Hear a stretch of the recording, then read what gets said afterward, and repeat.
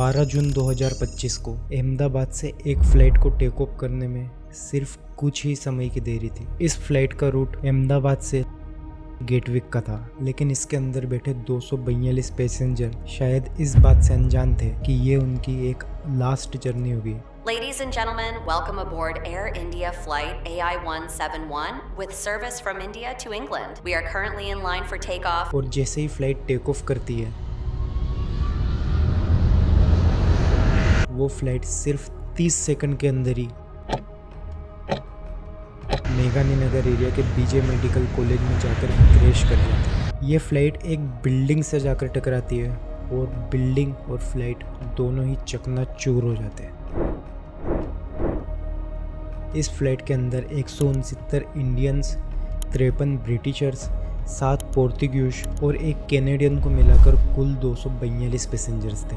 और इन 242 पैसेंजर में एक पैसेंजर थे विजय रूपानी, जो कि गुजरात के फॉर्मर चीफ मिनिस्टर है। लेकिन इन 242 पैसेंजर्स में से 241 की मौत हो जाती है और सिर्फ एक ही पैसेंजर सर्वाइव कर पाता है, विश्वास कुमार रमेश। और इन 241 के अलावा फ्लाइट बिल्डिंग में जाकर क्रैश करी थी, तो बिल्डिंग और लोकल लोगों में से भी 38 लोगों की जान चली जाती है। अब इस इंसिडेंट में जितने भी लोगों की जाने गई है, उन सबको टाटा ने 1 करोड़ रुपए देने का वादा किया है, क्योंकि जो फ्लाइट क्रैश करी थी वो एयर इंडिया की थी और एयर इंडिया का मालिक टाटा कंपनी ही है। इस इंसिडेंट पे अमेरिका और इंग्लैंड के प्रेसिडेंट ने भी बात की। अमेरिका के president Donald Trump white house में अपनी स्पीच में कहते हैं, Plane crash was terrible. It's a big country, a strong country. They'll handle it, I'm sure. But I let them know that anything we can do, we'll be over there immediately. England के president कियर Starmer tweet कर कहते हैं, अहमदाबाद में crash हुआ London जाने वाला एक plane जिसमें कई ब्रिटिश नेशनल सफ़र कर रहे थे, उसके विजुअल्स बहुत ही दिल दुखाने वाले हैं। मैं लगातार सिचुएशन का अपडेट ले रहा हूँ और इस मुश्किल वक्त में मेरी सारी दुआएं सभी पैसेंजर्स के और उनके परिवार के साथ है। लेकिन ऐसा क्या रीज़न है जिसकी वजह से प्लेन सिर्फ उड़ान भरने के 30 सेकंड के अंदर ही क्रैश कर गया? और क्या इस बार भी एक अच्छी इन्वेस्टिगेशन होकर हमारे सामने रिपोर्ट आएगी, या फिर उनके परिवार वालों को सिर्फ 1-1 करोड़ रुपए देकर चुप करा दिया जाएगा? ये पहली बार नहीं है जब इंडिया में एक फ्लाइट क्रैश में इतनी सारी जाने गई हो। 1978 मुंबई से दुबई जा रही एयर इंडिया फ्लाइट 855 क्रैश में 213 लोगों की जान गई थी। 1990 में मुंबई से बेंगलोर जा रही इंडियन एयरलाइन फ्लाइट 605, इसमें भी 92 लोगों की जाने गई थी। 1996 चरखा दादरी हरियाणा में 2 फ्लाइट हवा में ही आपस में क्रैश कर जाती है, जिसके कारण करीब 350 लोगों की जान जाती है। लेकिन अहमदाबाद प्लेन क्रैश सबसे बड़ा प्लेन क्रैश इसलिए नहीं है क्योंकि उसमें इतने लोगों की जाने गई है। इसके पीछे और भी कई रीजंस हैं, क्योंकि जब फ्लाइट ने टेक ऑफ किया तब ना तो वेदर ख़राब था, ना कोई तूफान था, और 12 जून को करीब 1 से 2 बजे के बीच में अहमदाबाद का टेम्परेचर भी 41 डिग्री था, जो कि एक बहुत नॉर्मल टेम्परेचर रहता है एक प्लेन को उड़ान भरने के लिए। कुछ लोगों का ये भी मानना है कि उस प्लेन में जो पायलट थे वो इनएक्सपीरियंस्ड थे, लेकिन ये चीज़ें भी क्लियर हो जाती है जब पायलट्स की रिपोर्ट सामने आती है। प्लेन में यूजुअली 2 पायलट्स रहते हैं।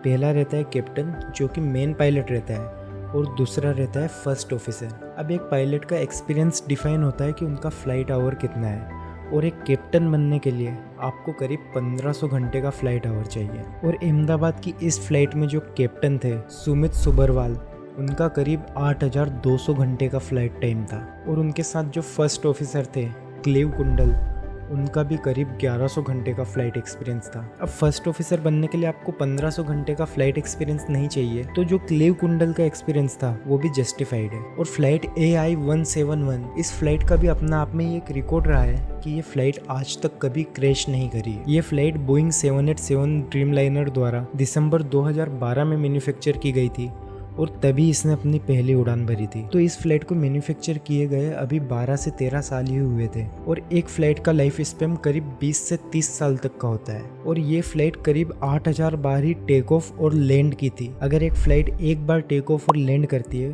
तो उसको हम एक साइकिल में काउंट करते हैं, और इन फ्लाइट्स की साइकिल नॉर्मली 35 से 50 हजार तक की रहती है। तो न फ्लाइट पुरानी थी, न उसकी साइकिल्स कंप्लीट हुई थी, और न पायलट इन एक्सपीरियंस था, न तूफान था, न टेम्परेचर खराब था, न वेदर खराब था। तो आखिर ये इतना बड़ा इंसिडेंट हुआ कैसे? लेकिन इस फ्लाइट के जो मैन्युफैक्चरर है बोइंग 787, इनका पिछले कुछ सालों में अच्छा रिकॉर्ड रहा नहीं है, और इनके ऊपर ये भी एलिगेशंस है कि ये लोग प्रॉफिट को प्रायोरिटी देते हैं सेफ्टी की जगह। Air India express flight 812, Asiana airline flight 214, Malaysia airline flight 17, lion airline flight 610, Ethiopian airline flight 302, air India express flight 1344, air India flight AIU 171।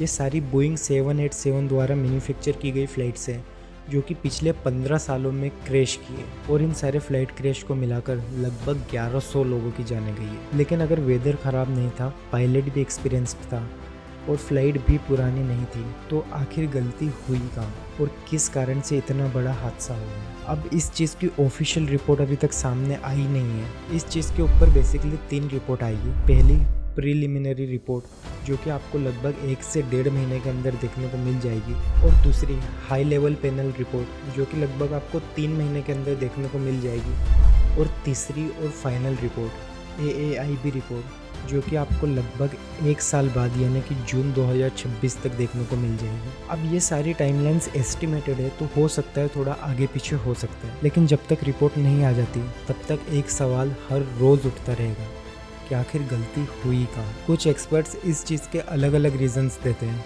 जैसे बर्ड स्ट्राइक या फ्यूल का ब्लॉकेज हो जाना या दोनों इंजन का ख़राब हो जाना। लेकिन जहाँ तक प्लेन की वीडियो सामने आई है वहाँ बर्ड स्ट्राइक तो कहीं से कहीं तक नहीं थी, तो हो सकता है फ्यूल ब्लॉकेज या इंजन का ख़राब हो जाना उनमें से एक रीज़न हो सकता है। लेकिन अगर इनमें से कोई भी रीज़न रहता है तो यहाँ पर एयर इंडिया की एक बहुत बड़ी गलती रहेगी, क्योंकि हर फ्लाइट के टेक ऑफ से पहले उसमें फ्यूल का चेकअप किया जाता है, इंजन्स का चेकअप किया जाता है, और उसके बाद ही एक फ़्लाइट उड़ान भरती है। क्योंकि फ़्लाइट ट्रैवलिंग अपना आप में कॉम्प्लेक्स के साथ एक क्रिटिकल चीज़ भी है, क्योंकि 200 से 300 लोगों के एक डिब्बे में भरकर ज़मीन से 50 से 60 हज़ार फीट ऊंचा उड़ाया जाता है आसमान में, और किसी की भी एक छोटी सी गलती की वजह से सैकड़ों लोगों की जाने जा सकती। और इसीलिए फ़्लाइट में ट्रेवल करने से पहले और फ्लाइट में ट्रेवल करते टाइम भी आपकी सेफ्टी का बहुत ध्यान रखा जाता है। जब आप एयरपोर्ट पे चेक इन करते हो तो आपको 4 जगह चेक किया जाता है।